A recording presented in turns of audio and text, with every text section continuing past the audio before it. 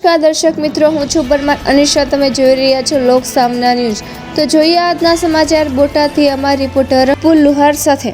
ગઢડા તાલુકા પંચાયતના આમ આદમી પાર્ટીના સદસ્ય પ્રવીણભાઈ મકવાણા પર અજાણ્યા શખ્સો દ્વારા જીવલેણ હુમલો કરવામાં આવ્યો હોવાની ઘટના સામે આવી છે.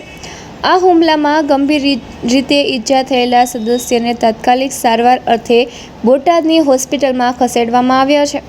મોટા સખપર બેઠક પરથી ચૂંટાયેલા તાલુકા પંચાયત સદસ્ય પ્રવીણ મકવાણા પર કેટલાક અજાણ્યા શખ્સોએ ઓચિંતા હુમલો કર્યો હતો.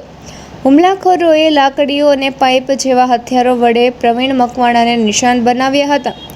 હુમલા દરમિયાન તેમને માથાના તેમજ શરીરના અન્ય ભાગો પર ગંભીર ઈજાઓ પહોંચી હતી.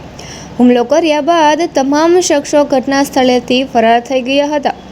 પ્રાથમિક તબક્કે એવી આશંકા વ્યક્ત કરવામાં આવી રહી છે કે આ હુમલો અગાઉની ચૂંટણીને અદાવત અથવા રાજકીય ખાર રાખીને કરવામાં આવ્યો હોઈ શકે છે.